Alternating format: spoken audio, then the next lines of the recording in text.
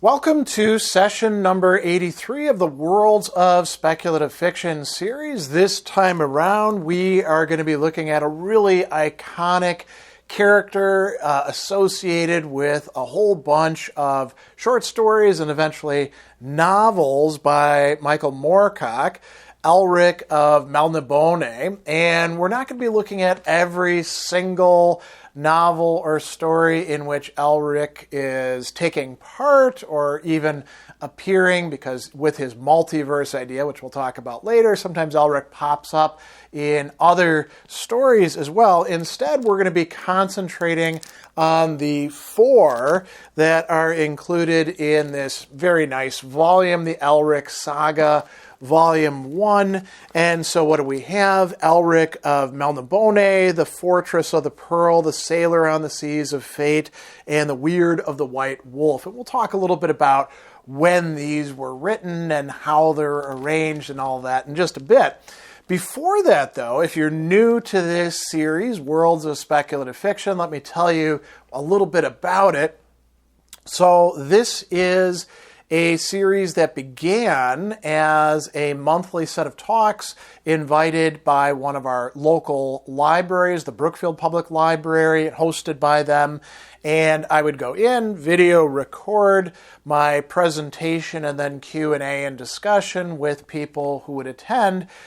In the year of COVID 2020, when everything went from being face-to-face to going online, we kind of foundered for a little bit, a few months, didn't do anything with the series, and then we restarted it in the format that you're seeing today, where I record a video that's anywhere from 90 to 120 minutes long about a particular series and author, and there's some distinctives to it that we'll talk about in just a moment.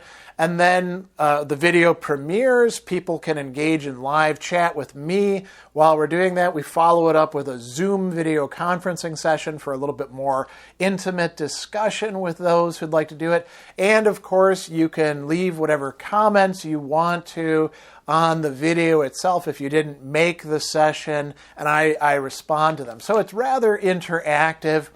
I originally started the series to provide me with a pretext for engaging in some guilty pleasure reading, going back to authors and series that I'd very much enjoyed, and it kind of took on a life of its own. We are now, not quite a decade in since we started it in 2016, but we'll be approaching that before too long. So we've been going on with this for quite a while. And it is worlds, so we're looking at the narrative universes and some world building, key distinctives. So we'll be talking about the world that Michael Moorcock presents to us. He's not into world building, but the world that you could say is lying behind the scenes of these stories. We like to choose stories, whether short stories, novellas, or novels, that have a common narrative universe that we can explore in detail.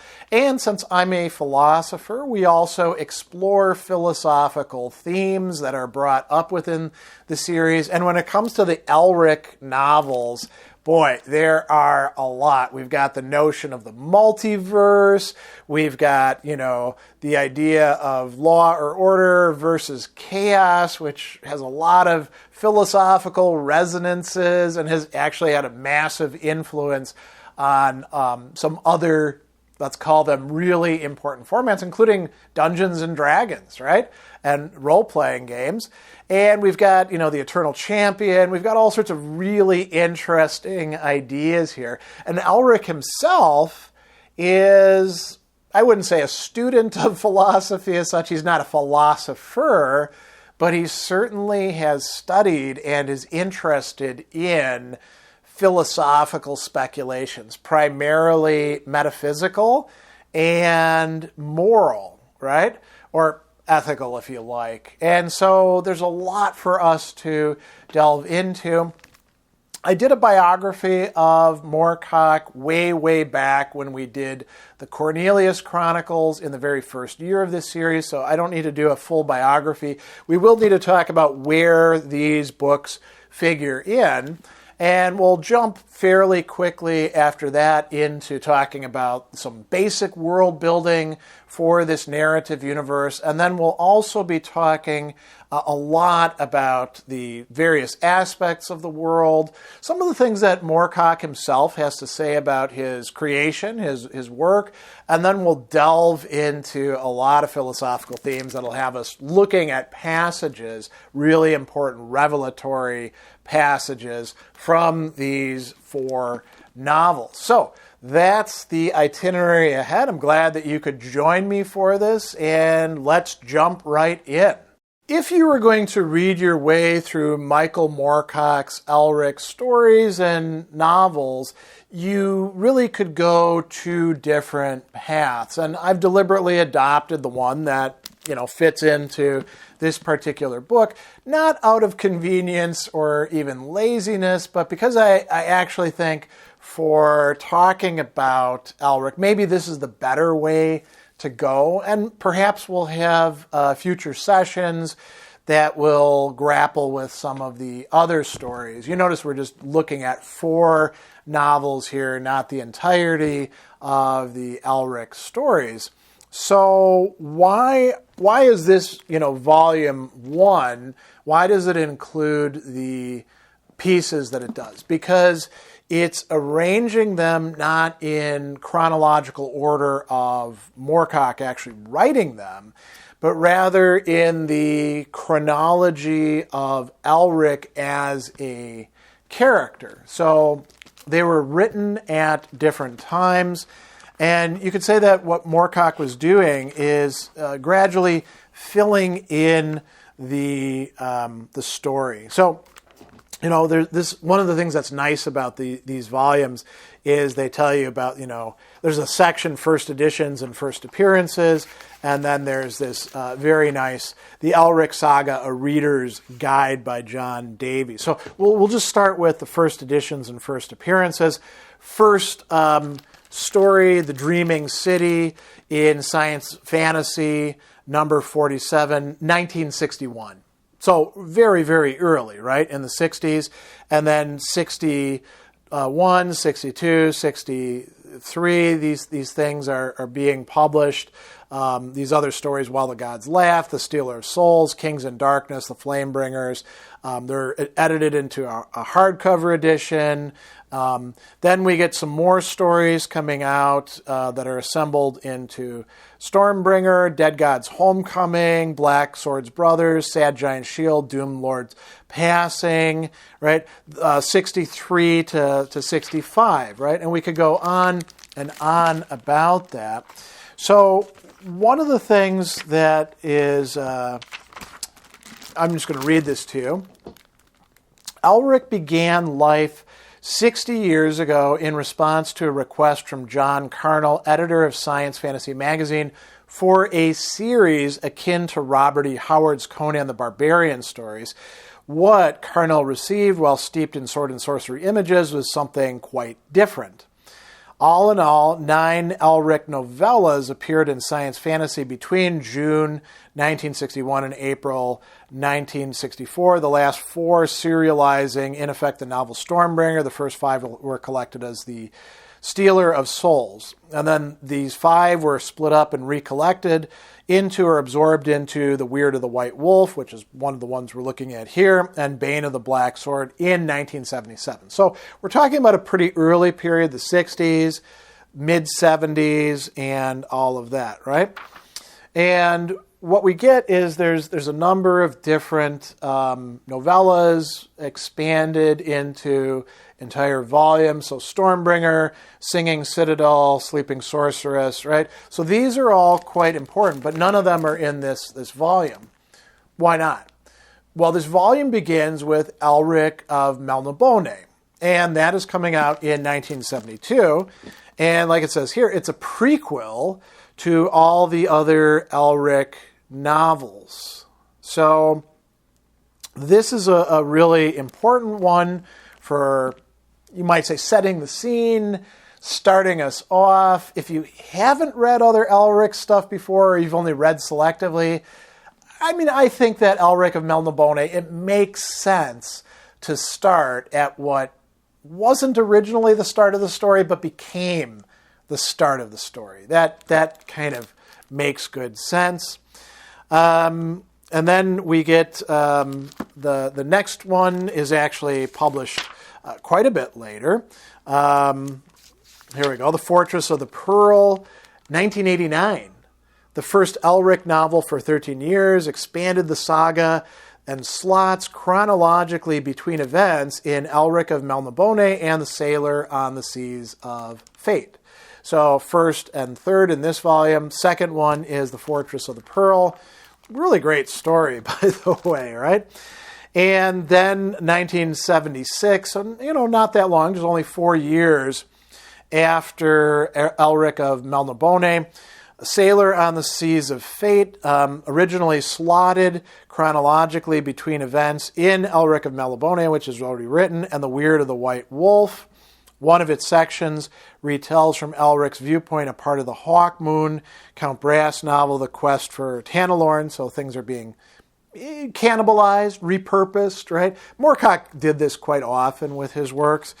Then 1977, The Weird of the White Wolf, chronological arrangement of selected contents from Stealer of Souls and the Singing Citadel, right?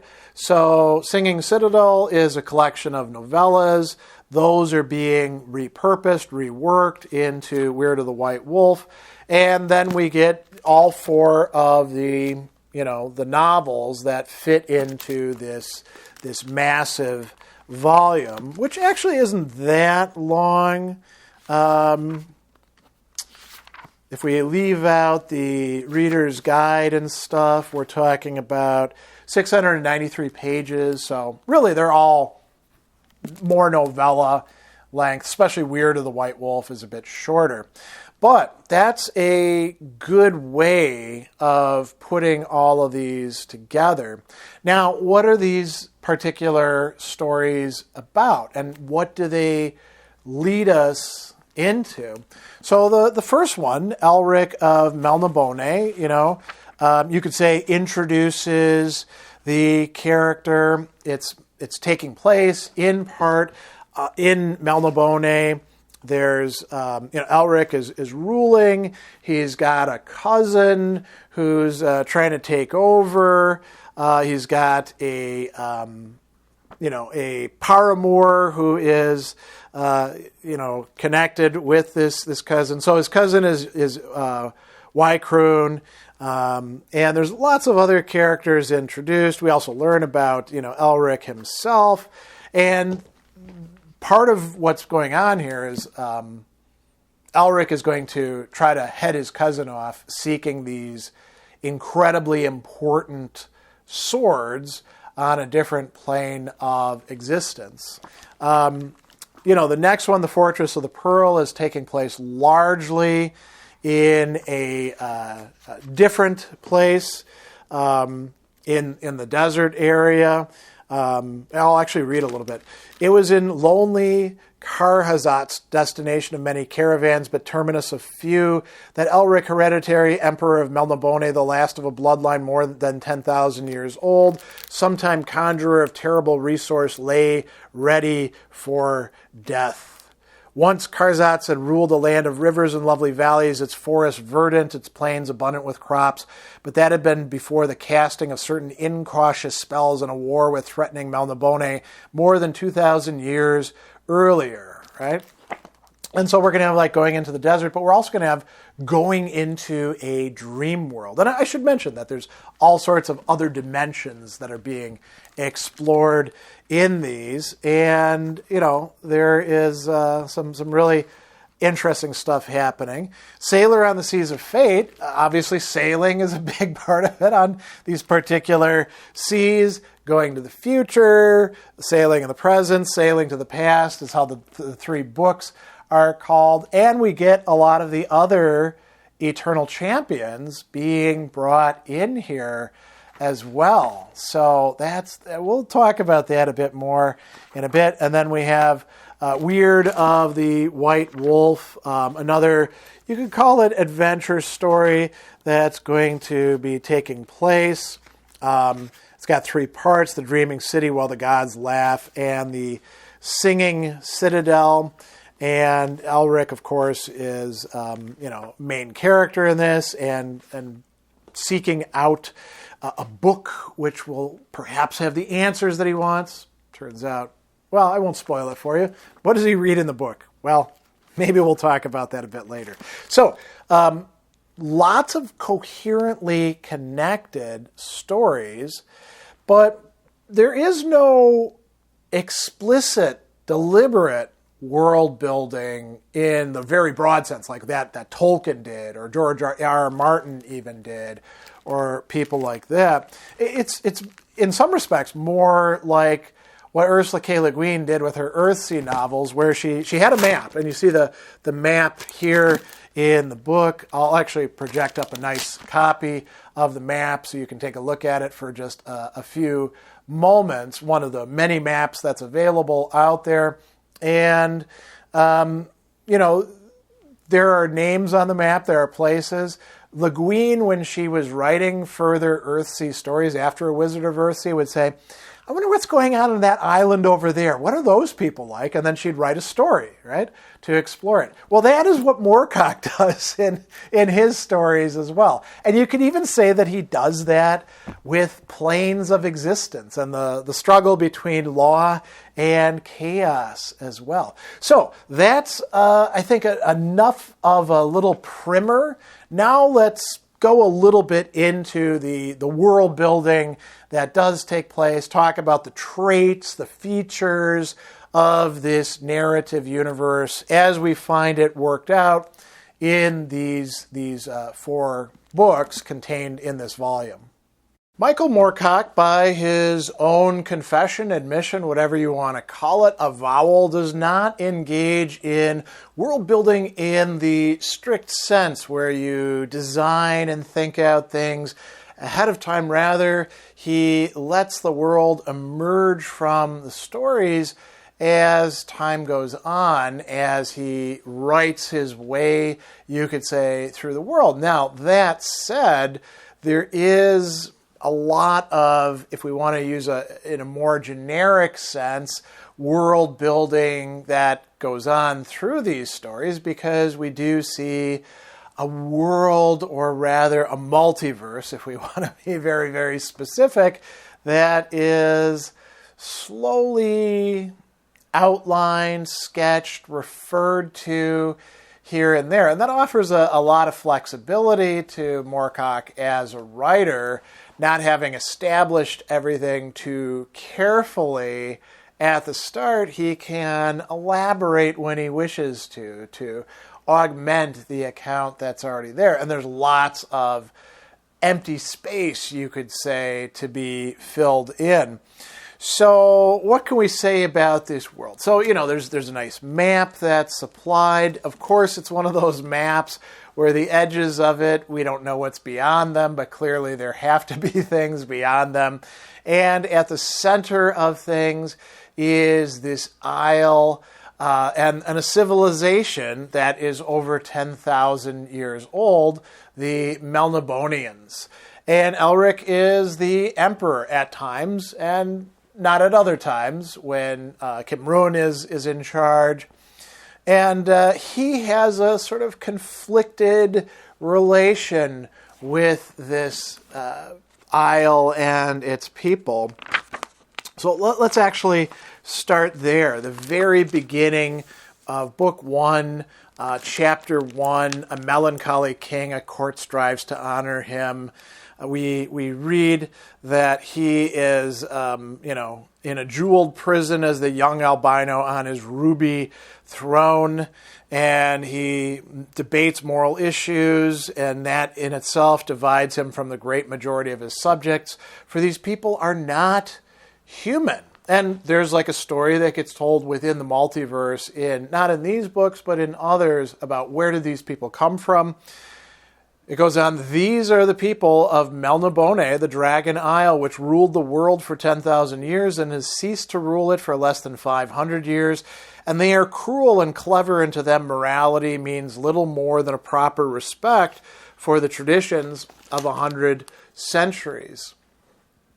Then we find out, to the young man 428th in direct line of descent from the first sorcerer, Emperor of Melnibone, their assumptions seem not only arrogant but foolish. It's plain that the Dragon Isle has lost most of her power and will soon be threatened in another century or two by a direct conflict with the emerging human nations, whom they call somewhat patronizingly the Young Kingdoms. Already, pirate fleets have made unsuccessful attacks on Immer the Beautiful, the dreaming city, capital of the Dragon Isle of Melnibone. So we've already got this, great setup at the very beginning of Elric of Melnibone, and this is going to be sort of a central feature in this world.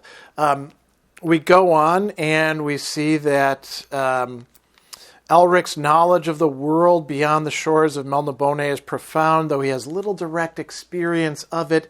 If he wished, he could resurrect the Dragon Isle's former might and rule both his own land and the Young Kingdoms as an invulnerable tyrant. And we're going to find out that Elric doesn't do this, in part because of his reading. But we'll come back to that later on. Now, there are and have been some rival, let's call them cities, civilizations, even islands to the Melnibonians. One of them, we find out at the very beginning of the Fortress of the Pearl, the second book in this series, is an old rival, and this happened a long time ago.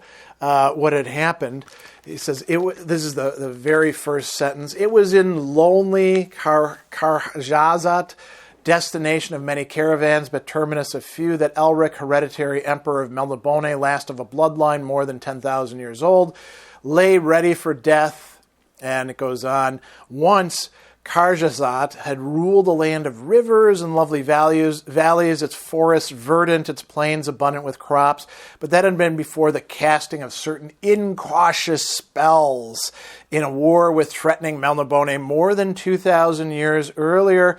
Karjazat's empire had been lost to both sides. It had been engulfed by a vast mass of sand, which swept over it like a tide, leaving only the capital and her traditions, which in time became the prime reason for her continuing existence. Because Karjazat had always stood there, she must be sustained. Her citizens believed at any cost through eternity.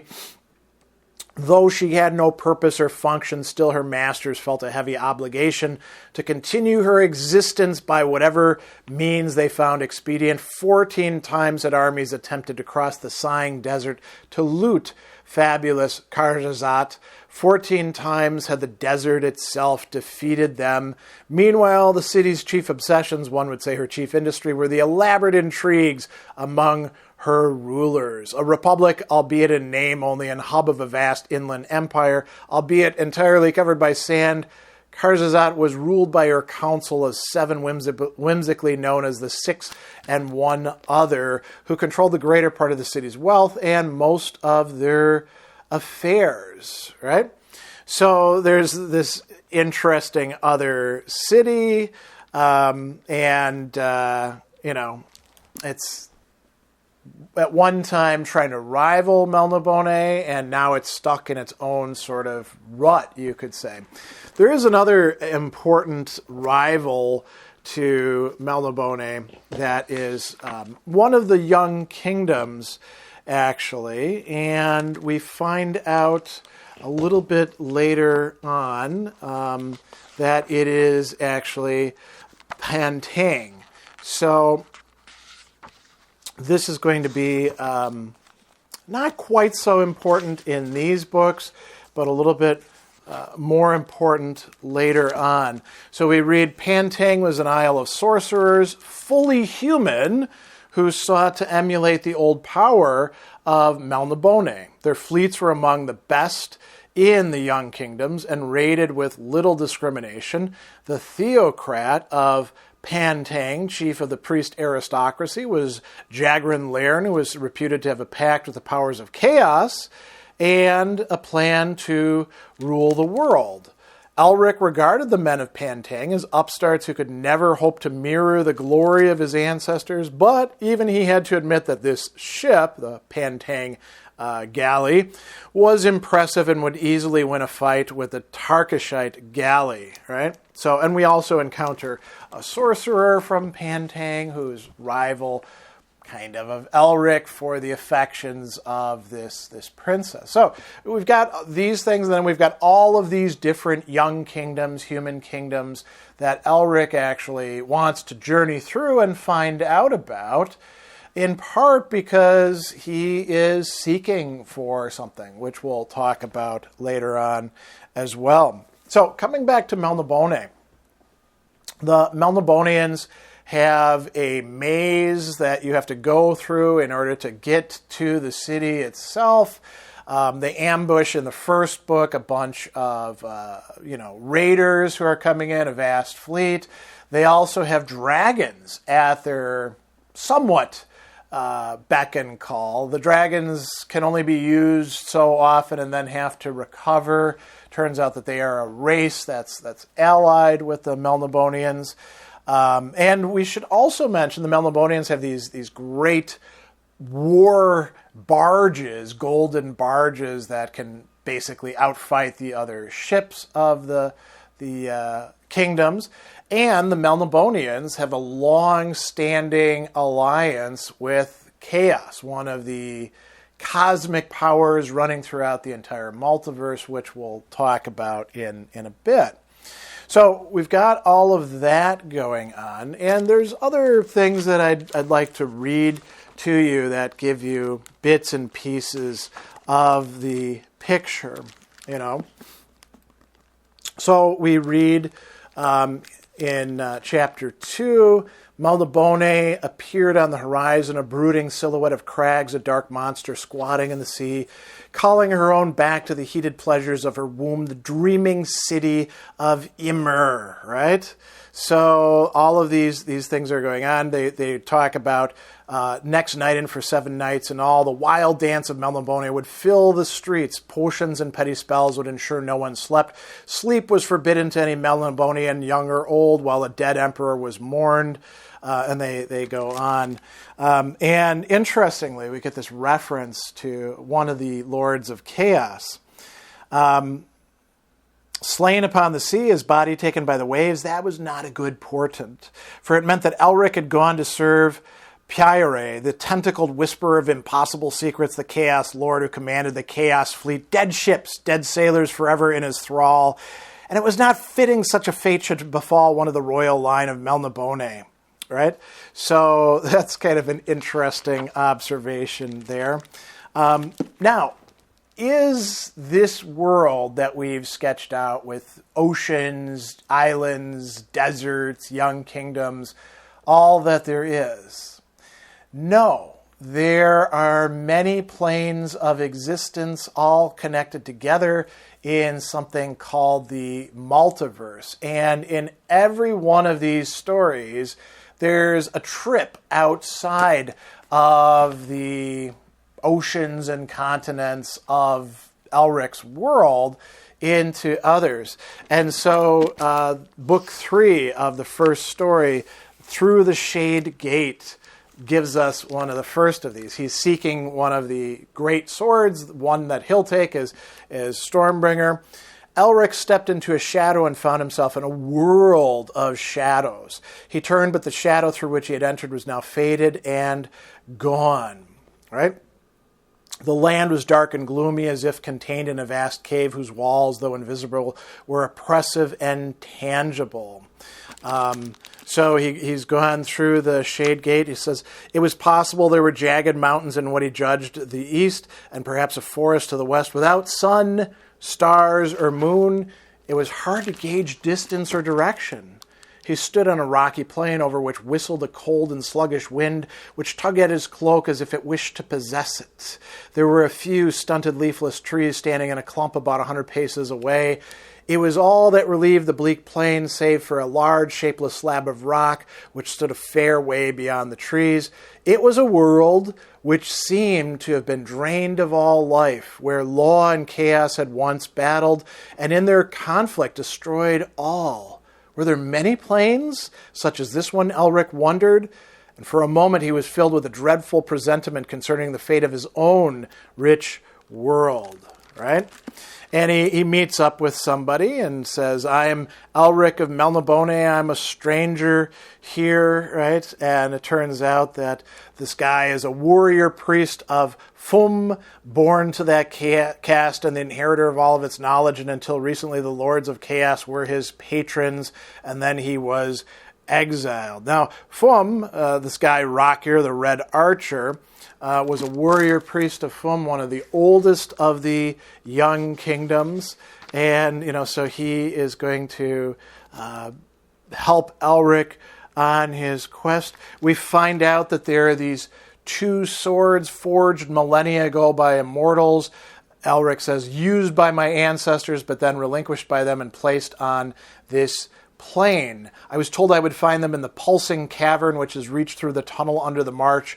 Have you heard of either of these places? And, Rakir says, no, I haven't heard of those, but let's go to this city. We find out the city of Amarun, and it turns out to be a pretty terrible place, a veritable city of the damned, right? So why? Its citizens are not happy. Indeed, they're a most depressed and depressing group, for they are all, you see, exiles or refugees or travelers between the worlds who lost their way and never found it again, right? So this is, quite interesting as well as a setting. And, Elric is eventually going to get the sword, Stormbringer, and that will, be quite important. Now, going into the second book, coming back to the world, Elric is essentially given a drug, poisoned with it, told that he has to go and find the fortress of the pearl and steal the pearl. It's the pearl at the heart of the world. Where is this? So Elric says, I don't have any sort of map. And he's told, well, you'll be provided with one. You're going to travel the Red Road. And Elric says, I'm a stranger to your empire, Lord Go. And Lord Go says, but your geographies and histories must concern themselves with us. And he says, I fear we're a little ignorant, my lord. We of the young kingdom, so long in the shadow of wicked Melnibone, have not had the opportunity to discover the joys of learning, because Elric is posing as somebody who's not Melnibonian. And in any case, what's going to happen is we're going to find out that Elric will, along with this dream thief. Actually, there's a dream thief who is lost, and then we have another dream thief who was his teacher, Una, who Elric will have an affair with eventually,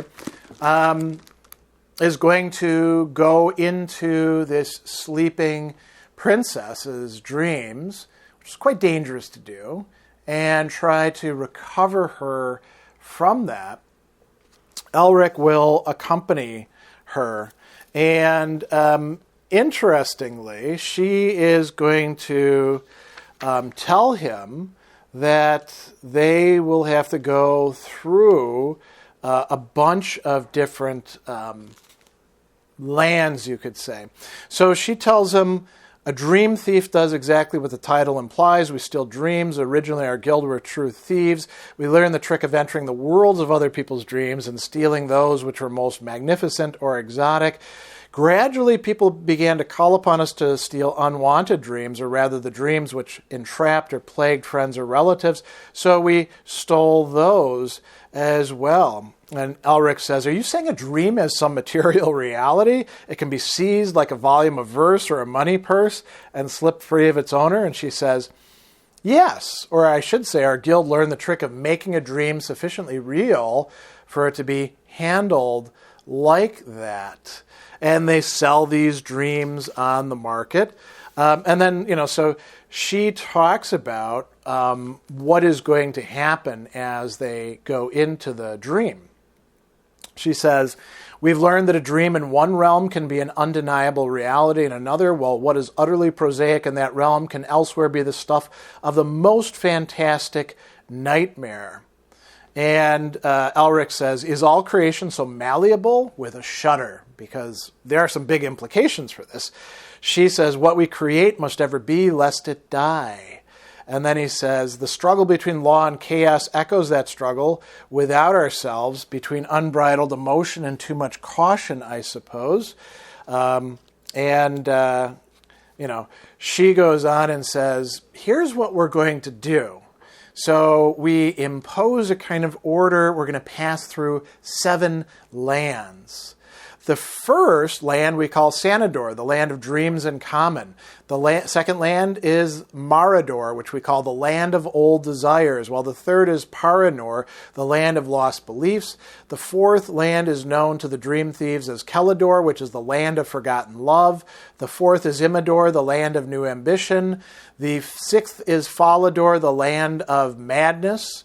Fanciful names indeed, madam. The Guild of Dream Thieves has a penchant for poetry, I think. And the seventh? What is that named? She paused before she replied. Her wonderful eyes peered into his, as if exploring the recesses of his own skull. That has no name, save any name the inhabitants shall give it. But there, if anywhere, you will find the fortress of the Pearl. And what we're going to find is, through the rest of the novel, they actually do explore these different lands or dreamscapes.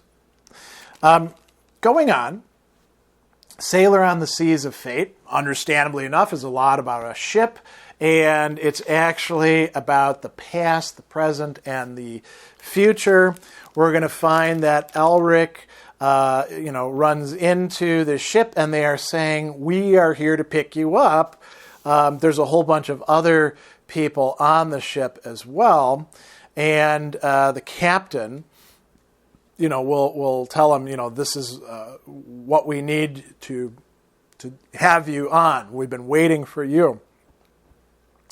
Elric is going to ask, these waters, do they lie far from the young kingdoms? The man in the shadow says, very far. Are you from Elware, perhaps? Asked Elric, or from any of what we in the West call the unmapped East? Most of our lands are not on your map, said the man in the shadows. So, where are they? And eventually he says, where do we sail? Brute shrugged. I only know we had to stop to wait for you, Elric of Melnibone. You knew I would be there? The man in the shadows stirred and helped himself to more hot wine from the jug set into a hole in the center of the table. You are the last one we need. I was the first taken aboard. So far, I have not regretted my decision to make the voyage. Your name, sir? Elric decided he would no longer be at a particular disadvantage.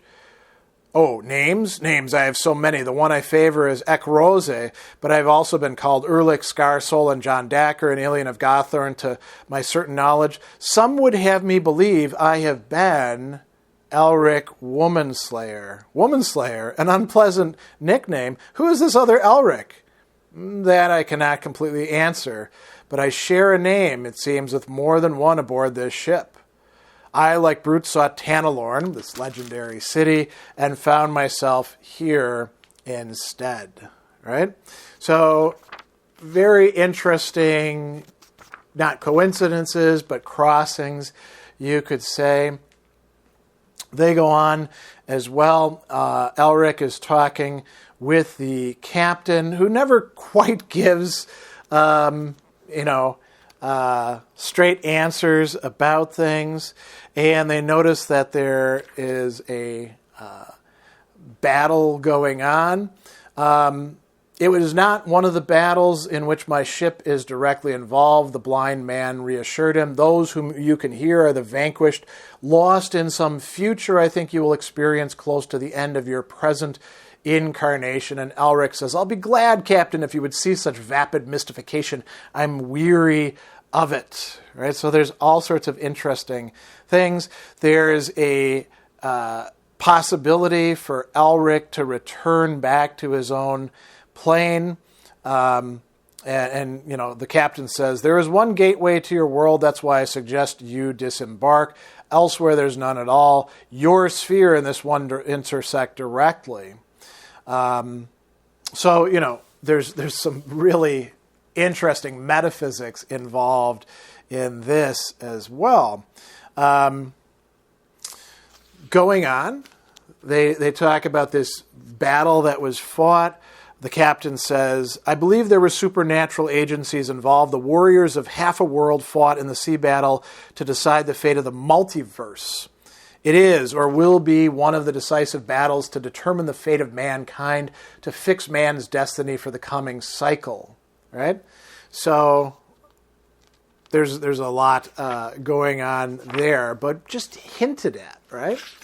And then later on, in the Sailors of the Seas of Fate, we learn that maybe there's an origin story to Melnibone.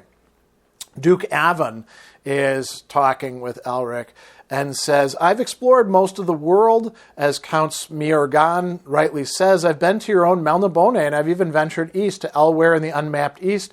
I've been to Mirren, where the winged folk live. I've traveled as far as World's Edge and hope one day to go beyond, but I've never crossed the boiling sea, and I know only a small stretch along the western continent, the continent that has no name. Have you been there, Elric, in your travels? The albino shook his head. I seek experience of other cultures, other civilizations. That's why I travel. There's been nothing so far to take me there. The continent is inhabited only by savages, is it not? So we're told you have other intelligence. You know, there is some evidence, said Duke Avon in a deliberate tone, that your own ancestors came originally from that mainland. Evidence? Elric pretended lack of interest. A few legends, that is all. One of those legends speaks of a city older than Dreaming Immer, a city that it still exists in the deep jungles of the West. Elric recalled his conversation with Earl Saxif Da'an and smiled to himself. You mean Relin Karen Ah? Aye, a strange name. Duke Evan Astron leaned forward, his eyes alight with delighted curiosity. You pronounce it more fluently than could I. You speak the secret tongue, the high tongue, the speech of kings. You appear conversant with the customs of Melnibone, Duke Evan, Elric said. Do you know what the words mean? I have been told that they mean simply where the high ones meet in the ancient speech of Melnibone. Elric inclined his head. That is so, doubtless only a small town in reality, where local chiefs gathered perhaps once a year to discuss the price of grain. You believe that, Prince Elric? Elric inspected a covered dish. No, he said. You believe, then, there was an ancient civilization even before your own, from which your own culture sprang? You believe that Relin Karen Ah is still there, somewhere in the jungles of the West? No, he said. I believe it does not exist at all. You are not curious about your ancestors? Should I be? They were said to be different in character from those who founded Melnibone. Gentler. Duke Avanastron looked deep into Elric's face. Elric laughed. You are an intelligent man, Duke Avan of Old Hramar. You are a perceptive man. Oh, and indeed you are a cunning man, sir. All right? So they talk a little bit about ruling and all of those, sorts of matters. And Elric says, Elric says, an emperor rules better, Duke Avanastron, if he has close knowledge of the world in which he rules. And Avan says, Melnibone rules the young kingdoms no longer. And Elric responds, "Her power is still great, but that anyway was not what I meant. I'm of the opinion the young kingdoms offer something which Melnibone has lost. Vitality? Perhaps. Humanity," grunted Count Smeagorn Baldhead. "That's what your race has lost, Prince Elric. I say nothing of you, but look at Earl Saxif Da'an. How can one so wise be such a simpleton? He lost everything, pride, love, power, because he had no humanity, and what humanity had, why, it destroyed him." Right? So, very interesting. They also talk about the creature doomed to live. This is part of the legend of R'lyn Cren Ah. The city is said to have received its name because the lords of the higher worlds once met there to decide the rules of the cosmic struggle. Again, something we'll come to. They were overheard by the one inhabitant of the city who had not flown when they came. When they discovered him, they doomed him to remain alive forever, carrying the frightful knowledge in his head. I've heard that story too, but the one that interests me is that the inhabitants of R'lyn Cren Ah never returned to their city. Instead, they struck northward and crossed the sea. Some reached an isle we now call Sorcerer's Isle, which is south of Melnibone, while others went further, blown by a great storm, and came at length to a large island inhabited by dragons whose venom caused it all touch to burn, to Melnibone, in fact. Right? So quite interesting, right? And we find out that, there's more speculation about the higher planes and worlds and law and chaos that we'll get into later. The one other bit that I wanted to bring up has to do with a character of sorts. So we've already talked about law and order, and we're going to explore that in philosophical themes in just a bit. But in the Weird of the White Wolf, we're going to find a being, a higher power, who is intruding into the world of Elric, right? And it turns out that, I'll use Elric's words. "The one who dwells yonder is a paradoxical sort of fellow. He's a kind of jester to the court of chaos.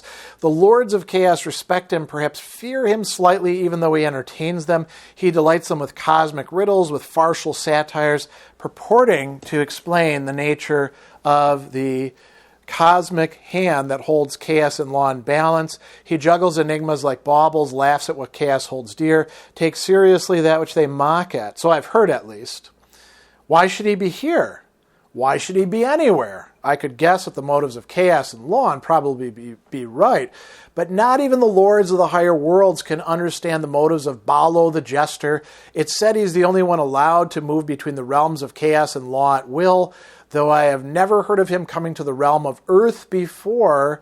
Neither, for that matter, have I ever heard him credited with such acts of destruction as that which we've witnessed. It's a puzzle to me, one which would no doubt please him if he knew." And so he's talking with the sorcerer of Pantang, Thalab Ka'arna, at this point, and they're trying to figure out what to do about these, manifestations. And eventually they will. I won't spoil that for you. But this is a great sort of intro to talking about the last feature of the world building that we really need to cover. We've already talked about planes of existence. We've mentioned lords of chaos. There's also lords of law. There's this jester type. But there are other things as well. Elementals, for example. Elric here says, "Even Melnibonians cannot match the power of the lords of the higher worlds, and my forefathers knew more of sorcery than I do. My best allies serve neither chaos nor law. They're elementals. Lords of fire, earth, air, and water, entities with affinities with beasts and plants, good allies in an earthly battle, but of no great use when matched against one such as Ballo." Right? So there's within the world itself elementals. He also talks about animal lords or masters. He actually invokes one of them, the Lord of the Lizards. at one point. And then there are all these different chaos creatures, typically called demons. By the way, the men of the Young Kingdoms will often call the Melnibonians half-demons or demon spawn or things like that. And they do have a very strong connection with the Lords of Chaos. So what we've got here is a very interesting, well put together, although only sketched out at points, multiverse. The last thing I need to mention is that Elric himself is, we used this word incarnation earlier. Elric is an incarnation of the eternal champion, which we're going to get a lot more glimpse into in that third story, Sailors on the Sea of Fate, which we'll talk about shortly. So all of this is within the world, the narrative universe that Moorcock is placing before us, and in the course of which all of the action, all the dialogue, all of the thoughts that Elric have are going to take place.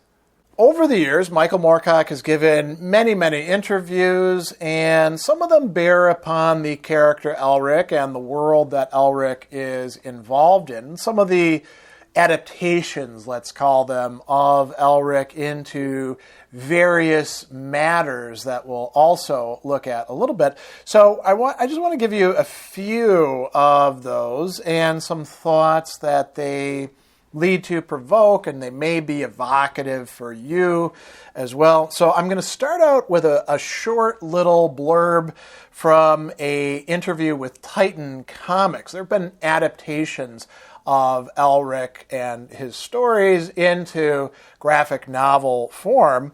So this is coming, rather late, you could say, in the day. And he's asked, what would you say to readers who are coming to your work now or discovering it afresh? And so Moorcock brings in two sort of common reference points. Don't expect Conan or Lord of the Rings. Elric is darker, more thoughtful. He's forever questioning his world and its institutions, religions, and authorities, but from the position of someone who has studied these things and is a great magus in his own right. His relation with his soul-drinking sword makes him an altogether stranger and more complex character. A lonelier character, too, in many ways. He's based on the young man who I was myself. Now, we're going to come back to that young man bit in just a bit. So it's easy to see when you've read some of the Elric stories how these are darker than Tolkien. I mean, Tolkien is not all light and, everything is good versus evil in very clear-cut terms. That's a caricature of Tolkien. And by the way, Moorcock wrote a sort of, what should you call it, satirical and cynical piece, an essay about Tolkien, and to a certain extent Lewis as well, where he's heavily criticizing him, and he's never been a fan of Tolkien. So you might check that out as well, but you can see how in the end good doesn't win. I mean, there's a lot of sacrifice in Tolkien. There's maybe more sacrifice, you could say, in Elric. And there aren't a lot of genuinely good characters in the Elric stories. There are some evil ones, clearly, but the dividing lines aren't so neat as that. And you might say, okay, well, what about Conan? Robert E. Howard's world is a pretty dark and grim one. So this is where we get to the thoughtfulness part. Howard has a character, Conan, who is not stupid, but he's definitely not a great thinker or anything like that. He thinks when he needs to. He does have some sort of musings and stuff like that, but often dismisses those. He's a barbarian, right? And he rises in power in some of these kingdoms, which has some similarity. Elric is from an ancient race, and he is someone who has studied magic and philosophy. If you actually wanted to pick a character who's not being mentioned here, who is more similar to Elric in certain respects, it would be Cain from the series of novels and stories that are centering around him. But in a way, you can say the mythological character Cain, who plays such a massive role in all those stories, is the central character, is a man of great vitality, right? He is dark. He is certainly morbid sometimes, but he's also very strong. Elric is strong sometimes when his herbs have supplied him with the energy that he needs, or the sword that he is taking souls with gives him some of that strength. So they're not even that similar in that respect. It's a more vulnerable character in the Elric stories. Now, an interview with Screen Rant, I think, adds to this. Screen Rant asks Moorcock, Elric was and remains very different from the typical protagonist in a fantasy novel.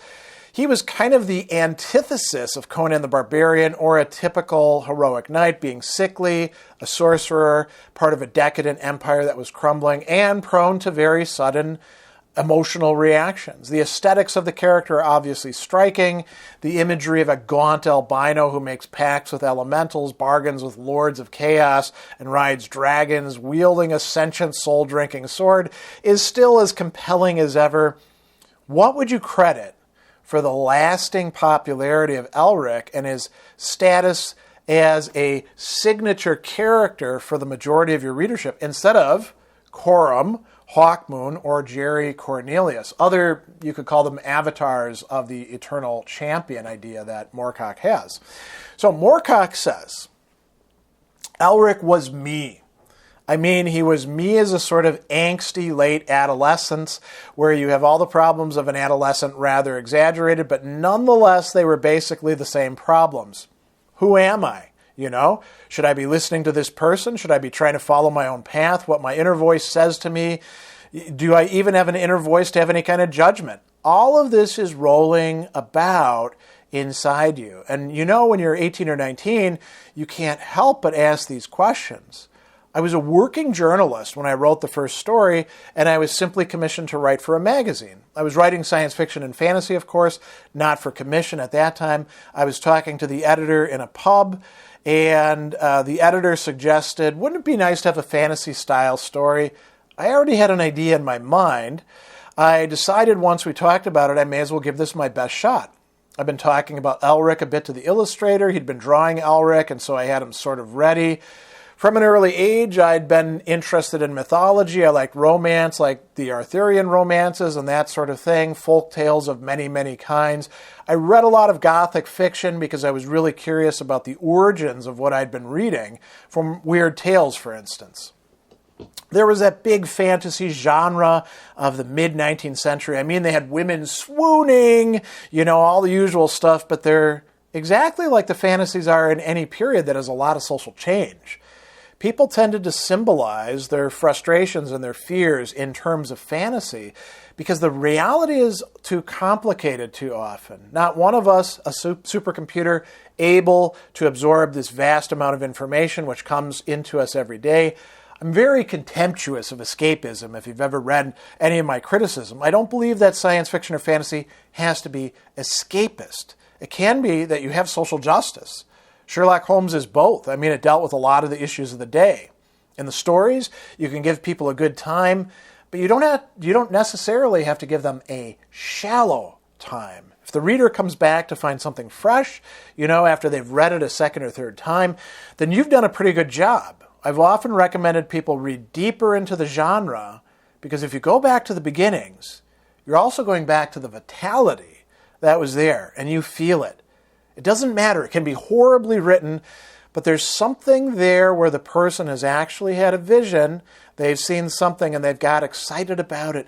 And that excitement is what you always get at the beginning of a genre, where people are excited about the images, the ideas, coming out of their heads and banging them out on paper.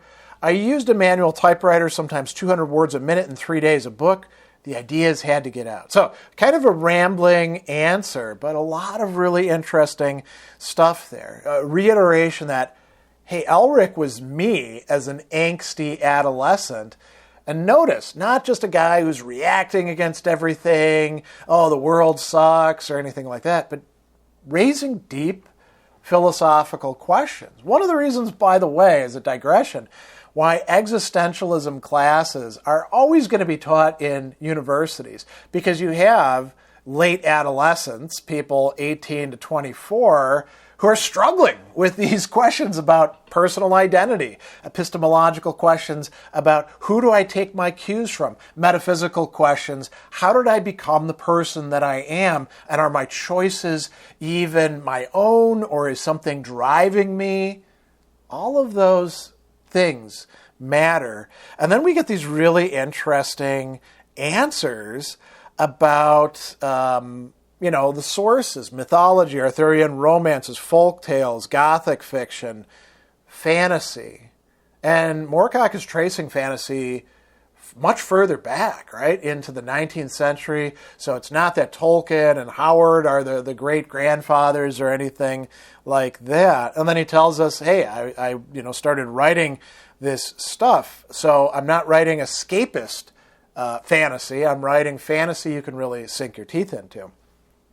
Screen Rant goes on, says, you mentioned earlier when you originally wrote Elric, you were obviously at a very different time in your life.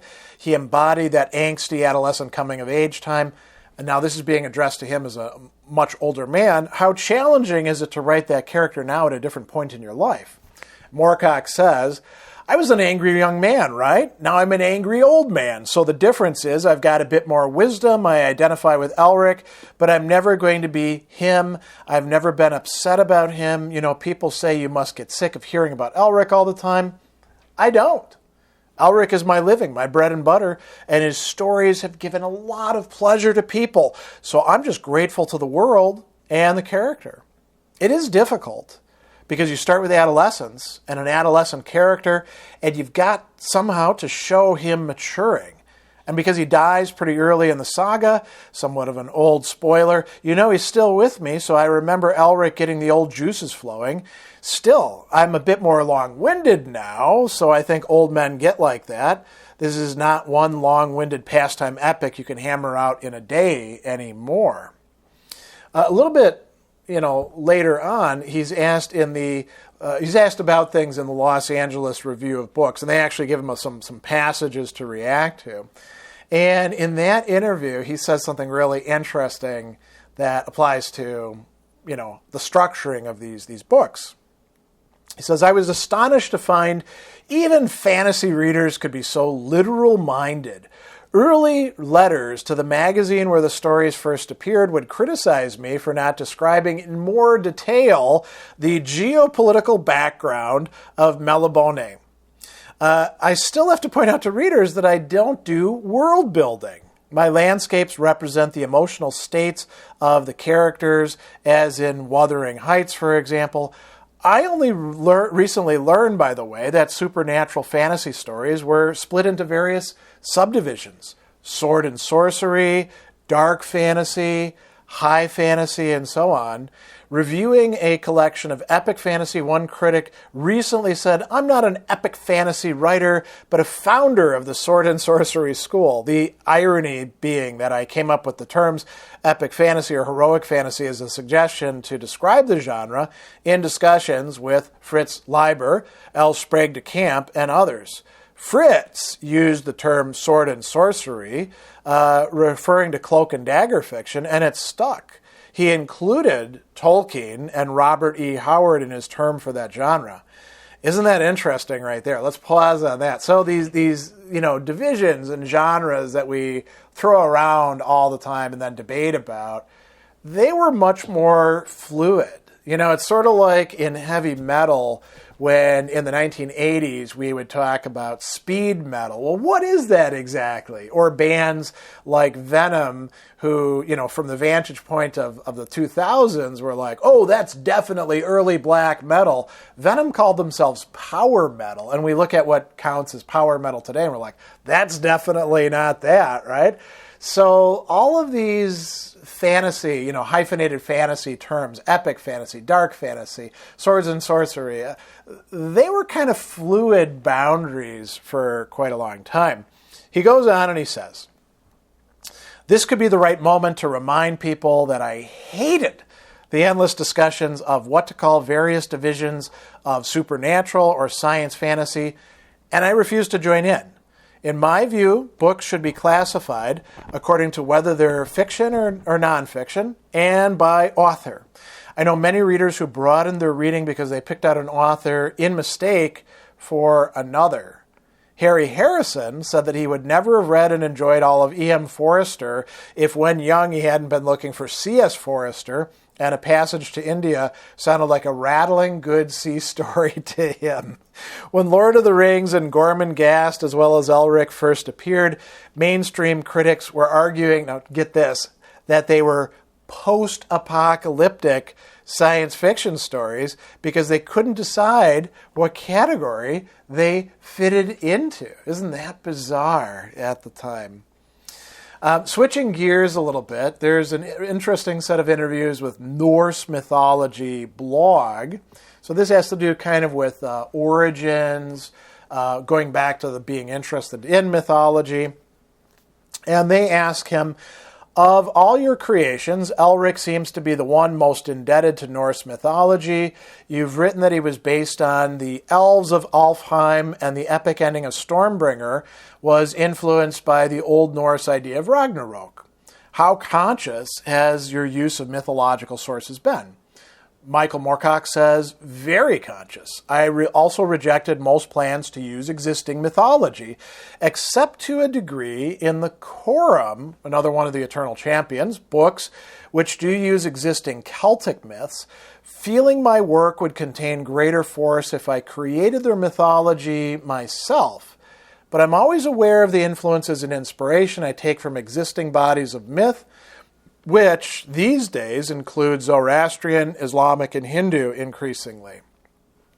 Then he's asked, in the original Elric novel, Ariok, Lord of Chaos, manifests as a fly, then as a pretty and silver-tongued young man. In 2001, you wrote Loki as part of the model for Ariok, of course. 2 different Norse myths tell of Loki turning himself into a fly or a flea. Today, Loki threatens to eclipse Thor in popularity. He's arguably the most sympathetic mythic character in both Joanne Harris's Runemark series and M.D. Laughlin's Wolf Angel books. More fans seem to swoon over Tom Hiddleston's Loki than over Chris Hemsworth Thor in the Marvel universes. Why do you think Loki is so attractive to writers and readers today? What need is he fulfilling for modern audiences that Thor and Odin can't? So Moorcock says, the trickster tends to be more popular during times of social unrest. Now think back to the interview where he's talking about fantasy and times are changing and how do people react to that. In times of social unrest, when we're uncertain about the future, he, the trickster, is more able to adapt quickly to changing conditions. He's in control of chaos, if you like. The morally ambiguous character also tends to be popular at times like our own, when we are rather desperately trying to formulate some kind of moral compass, knowing that we have to reject old models as the trickster does, including old models of authority. Now, this is a little bit dated, but he says something really interesting about American politics here. I would trust a trickster like Bill Clinton over an upright moral man like Barack Obama to get us through whatever bad times we're facing. Sanskrit stories are full of tricksters who appear to come into their own during periods of uncertainty. There's a follow-up question to this. Of the forces in your multiverse mythology you've written, since law and chaos don't relate closely to good and evil, it means that you can have bad lords of law and good lords of chaos, depending on your perspective and particular ambitions, end quote. This can also be said of the powers of Norse mythology. The gods are definitely not wholly holy, and the giants come in a variety of shapes and flavors. Do you think the old polytheistic religions had a better grasp of reality and human nature than the Abrahamic traditions, like Judaism, Christianity, Islam? Maybe, not Abrahamic, but Zoroastrianism would be included in there. And he says, yes, I've increasingly come to see a pantheon as being preferable to a one God. One God was useful politically during a long period of gradual cohesion, but now, like many tools which have outlived their usefulness, it's become a liability. We could do with a pantheon again. Maybe the comics are already supplying it. Isn't that an interesting idea? Then we get another interesting set of discussions coming from Screen Rant, and now we're shifting to talking about other formats. So Screen Rant says, Elric of Melnibone has been an iconic fantasy character for decades. There have been rumors in the past of plans for video game and film adaptations of the character's stories. Several comic book adaptations and original stories involving Elric, the multiverse, and the Eternal Champion have been published, but the stories haven't made the jump to games or films. What allowed this video game project with this development team to get traction where others stalled out? So Moorcock says, the problem we were having in the early days is that for Elric it was too soon, if you know what I mean. The technology didn't really exist to make it into a decent game. So in the early versions, although the visuals themselves were good, often very good, getting it developed into an actual video game seemed to defeat people. There are certain standards. Elric is simply not an easy character for a game, that's for sure. What he does needs to be reflected in the very basis of the gameplay, the frequent moral choices that have to be made, and the simpler choices, whether they're very simple choices or fairly complex choices. So I think it's really a question of technology and what exists now to make something really work. The Elric-based tabletop RPG board games have been popular for years, but it's not so easy with a video game. I remember the first Elric tabletop RPG board game someone brought me to show me and see what I thought of it, and I was just baffled by the end of it. It was so complicated. I don't think anyone could have played it except this one guy. I mean, it just went on and on. We've gotten a lot more sophisticated, too. We've just developed a lot of knowledge on adaptations. We know how to do things. So that's it. And then the follow-up question, are there any other multimedia adaptations of Elric or your other works still going forward? A lot of fans would love to see a film or television series adapting Elric, Hawkmoon, Corum, or any of these classic fantasy novels. So Moorcock says, we pulled the last film. They were just getting more and more away from the original idea.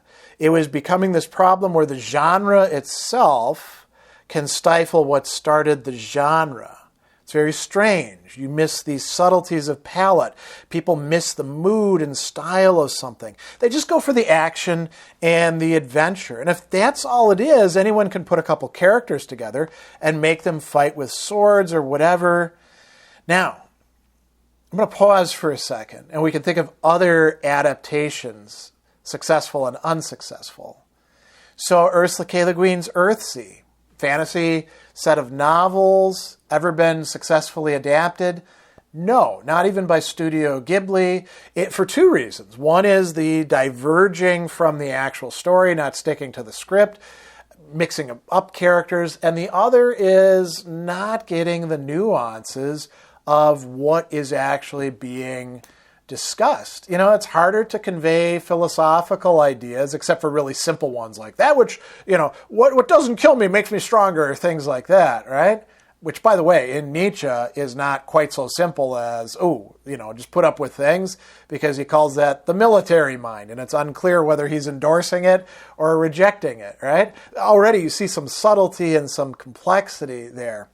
You could think about the adaptation that was so unsuccessful of The Song of Ice and Fire, the 5 books that exist, but into Game of Thrones. We could think of all sorts of others, that have just not been able to keep hold of the ideas. Okay, so coming back to this, he says, each of the writers who were influential in fantasy, not necessarily to me, but in fantasy in general, did more. Robert E. Howard produced Conan. Tolkien produced all those elves and stuff. I'm not a great elf fan. I'm one of those people at the old pub who used to try and get him to tell him to shut up about his bloody elves, but nonetheless, you cannot deny his vast influence. And so, all of these writers were writing independently, but they read and wrote fantasy. The sense of it being a genre came fairly late in its existence. I wanted to call it heroic fantasy, which seemed to me to be pretty inclusive. Fritz Leiber made the joke at the time. There were a lot of Italian fantasy movies around, Hercules versus the whatever, and they were called sword and toga pictures.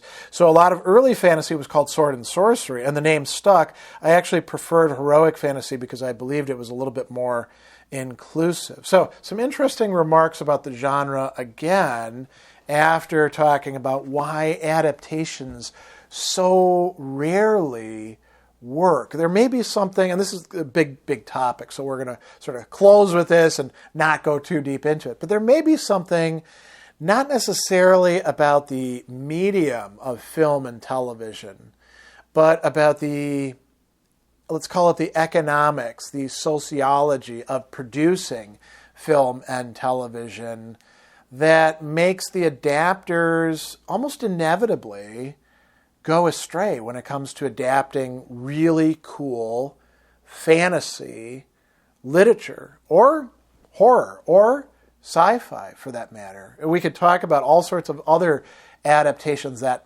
lost the thread. Even when they produced something really quite great, like the Blade Runner movies, they're not remotely the story that's in Philip K. Dick's To Android's Dream of Electric Sheep. So many key elements were left out. Similarly, we could talk about, elements being left out of Man in the High Castle. We could go on and on about this. But I think Moorcock is dead on in talking about the difficulties of conveying the surplus that these fantasy authors, even ones that he disagrees with and doesn't like Tolkien, are doing. One central philosophical theme, both metaphysical and moral, running throughout the Elric novels is the conflict and indeed the balance between law and chaos. And in Weird of the White Wolf, we get a really nice declaration, sort of an info dump that tells us about this.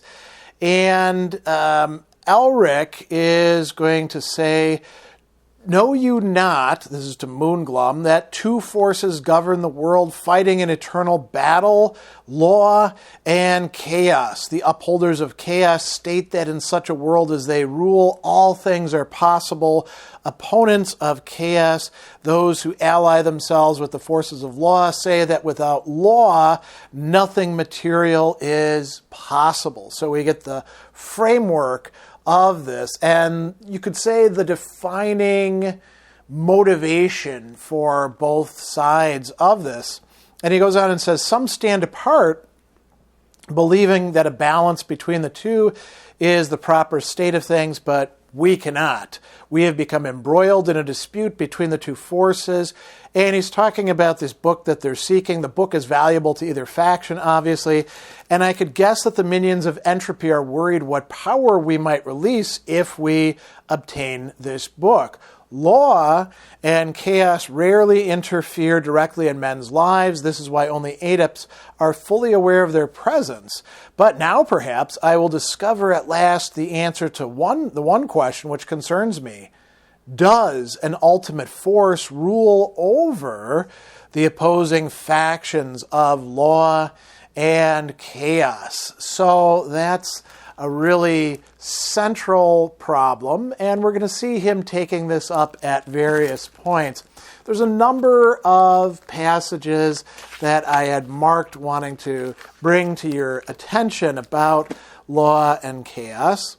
And one of these is coming in very early in Elric of Melnibone, and it has to do not with law or chaos per se, but with the elementals. So, one of them being asked, "Do you know something of my destiny?" says to Elric, "A little, I think. Our world grows old. Once the elementals were powerful on your plane, and the people of Melnibone all shared that power.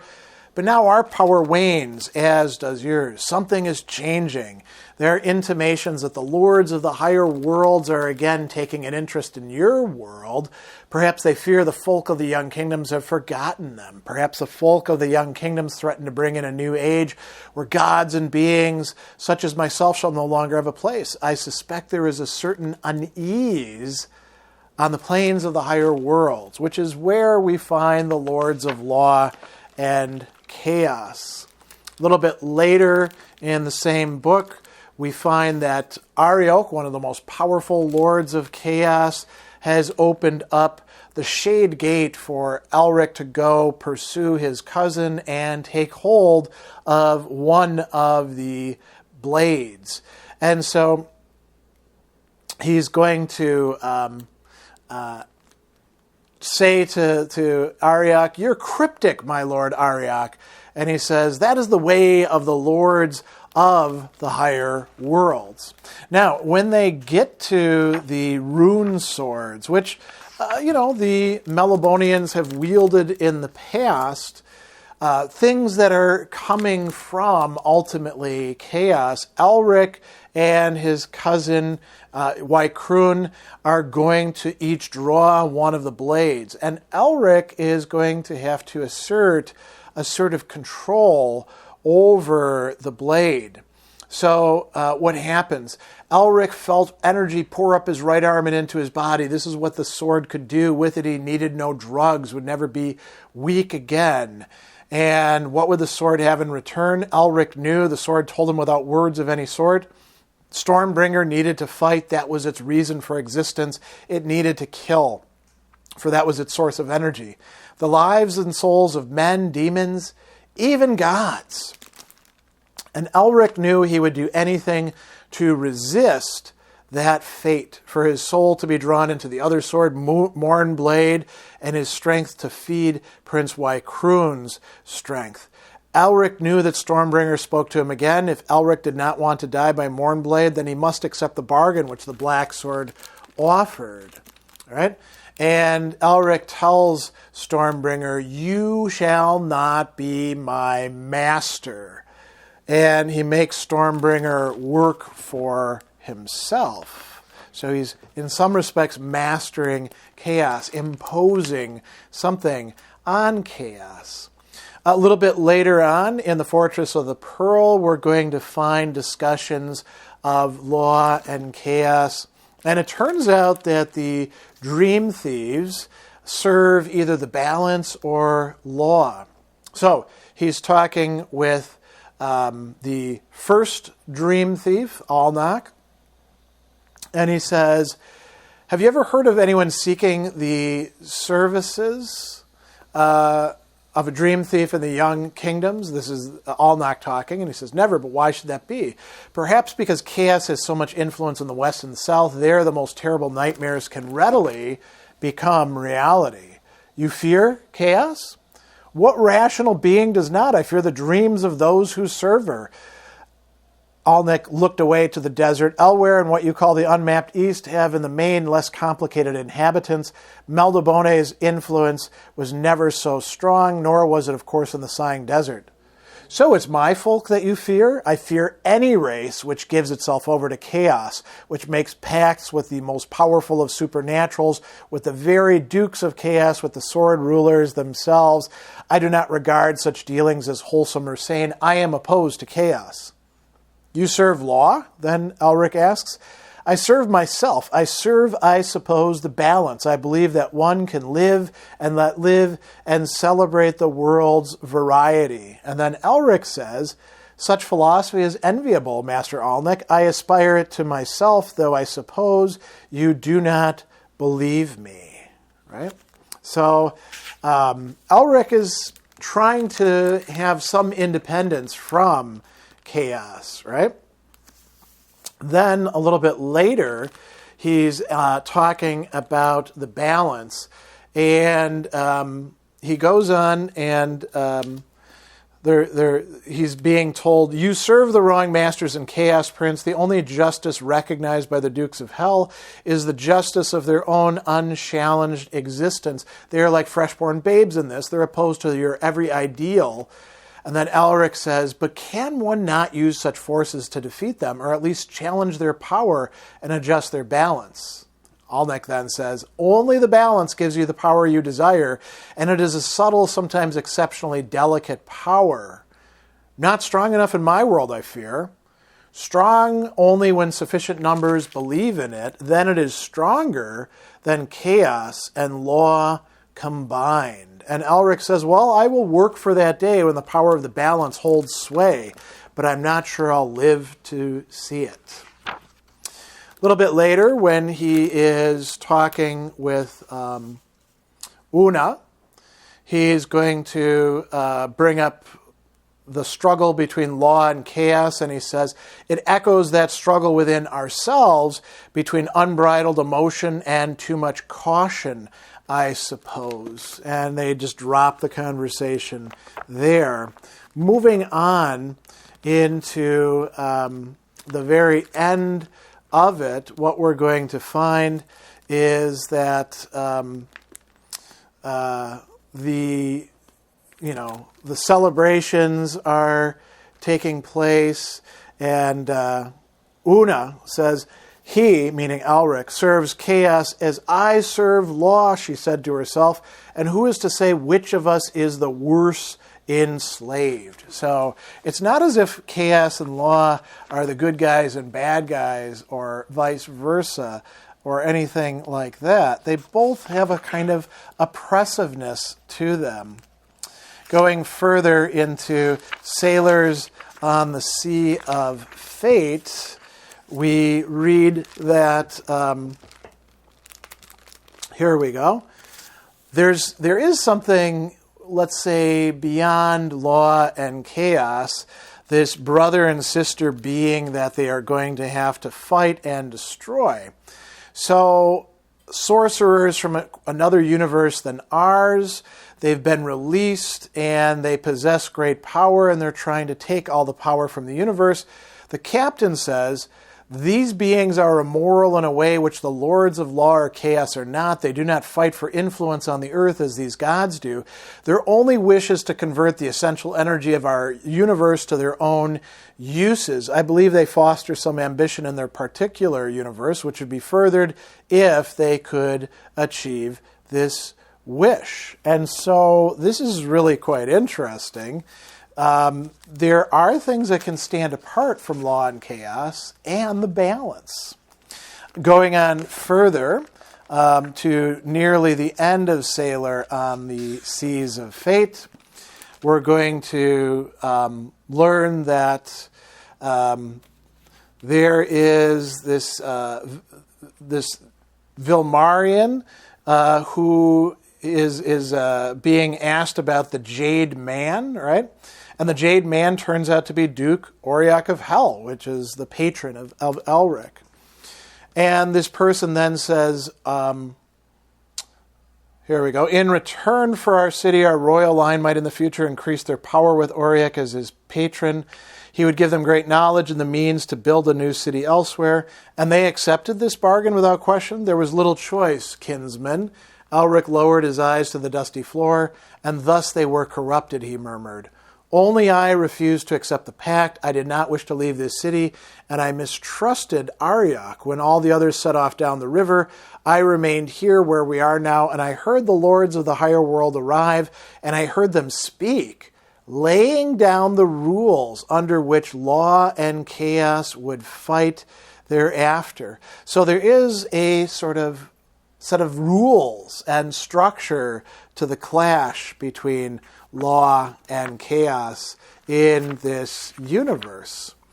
Going on into Weird of the White Wolf, we have a few other passages that are important. So Elric is being asked, why are you seeking the dead god's book? What do you want from it? And he says, I want to know one of two things. The first is, can an ultimate God exist or not? That is what I need to know, Sharila, if my life is to have any direction at all. And, he goes on, the lords of law and chaos now govern our lives, but is there some being greater than them? And she says, why must you know? And he says, despairingly, sometimes I seek the comfort of a benign God. My mind goes out, lying awake at night, searching through black barrenness for something, anything which will take me to it, warm me, protect me, tell me there is order in the chaotic tumble of the universe, that it is consistent, this precision of the planets, not simply a brief, bright spark of sanity and an eternity of malevolent anarchy. Without some confirmation of the order of things, my only comfort is to accept anarchy. That way I can revel in chaos and know without fear that we're all doomed from the start, that our brief existence is both meaningless and damned. I can accept then that we are more than forsaken because there was never anything to forsake us. I have weighed the proof, Sharila, and must believe that anarchy prevails in spite of all the laws that seemingly govern our actions, our sorcery, our logic. I see only chaos in the world. So what we've got here is, clash between these two metaphysical principles. And then Elric says, if the book tells me otherwise, I'll gladly believe it. Right? So that is quite important. And she goes on and says, could not this philosophy of yours have been influenced by recent events in your past? Is it not more comforting for you to believe in desserts which are rarely just? And Elric says, perhaps. I do not know. That is the only real truth, Sharila. I do not know.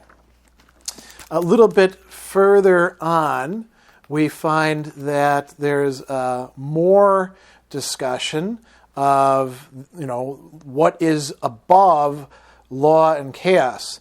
And so Elric says about the book, I seek in it the truth. And then the giant says, there is no truth but that of eternal struggle. Elric says, what rules above the forces of law and chaos? What controls your destinies as it controls mine? And the giant says, that question I cannot answer. I do not know. There is only the balance. So perhaps there's the balance is what's above. Perhaps there's something else. And then the giant says, I've been told the knowledge contained in the book could swing the balance on the side of the forces of law. This disturbs me, but there is another possibility which disturbs me even more. It could create such a tremendous impact on the multiverse that complete entropy would result. My masters, Lords of Chaos, do not desire that, for it could mean the destruction of all matter in the end. We exist only to fight, not to win, but to preserve the eternal struggle. The last passage I want to bring up has to do with the jester of the Lords of Chaos. We encountered this a little bit earlier. Balo is this paradoxical, essentially demigod or demon, and Ariok is summoned and takes hold of Balo and brings him back to chaos. And then there's a conflict of sorts between Elric and Ariok. He says, I have not eaten him, Elric. This is the most easy way of transporting him back to the realms from which he came. He has transgressed and will be punished. All this, he waved an arm to indicate the citadel, is unfortunate and contradicts the plans we of chaos have for Earth. Plans which involve you, our servant, and make you mighty. Elric bowed to his master. I'm honored, Lord Auric, though I seek no favors. Ariok's silvery voice lost some of its beauty, and his face seemed to cloud for a second. "You are pledged to serve chaos, Elric, as were your ancestors. You will serve chaos. The time draws near when both law and chaos will battle for the realm of earth, and chaos shall win. Earth will be incorporated into our realm, and you will join the hierarchy of chaos, become immortal as we are." "Immortality offers little to me, my lord." "Ah, Elric, have the men of Melnibone have become as the half-apes who now dominate Earth with their puny civilizations? Are you no better than those young kingdom upstarts? Think what we offer." And Elric says, "I shall, my lord, when the time you mention comes." So he's not exactly in rebellion, but he's also not going along entirely. And there's two other things that we should mention about this law and chaos matter. One is that this idea became quite influential and had important effects outside of the world of fantasy, although you could say that it certainly, it bears fruit in a later series, right, by Roger Zelazny, the whole Amber original 5 books, and then 5 more books after that, where you have Chaos and Amber and other patterns as well, the Logos and the pattern, but also played a massive role in early Dungeons and Dragons and the alignment system, which was not originally 9 different things with good and evil and law and chaos. It was originally lawful and chaotic. The other thing that we should mention is when you read this, it's hard, if you've studied philosophy, not to see in it something that isn't like the yin-yang of Chinese philosophy, but rather is much more like what Nietzsche discusses in The Birth of Tragedy, the Dionysian, the chaotic, and the Apollonian, the lawful. But it's very important to remember that for Nietzsche, just as for Moorcock, that's not all that there is. It's not law, chaos, only eternal struggle. There's a balance. There's other weird agents like Balo. There's also the possibility of something above them. And there are certainly things on the earth below them as well, like the powers of the elementals. So we get a really interesting metaphysical and moral scheme worked out in this, and often brought up, playing an important role in the plots of these novels. One of Moorcock's key philosophical themes that we see coming up in these Elric stories, and primarily just in Sailor on the Seas of Fate, is that of the Eternal Champion, which we've mentioned earlier. So Elric is one of the many different eternal champions throughout the multiverse.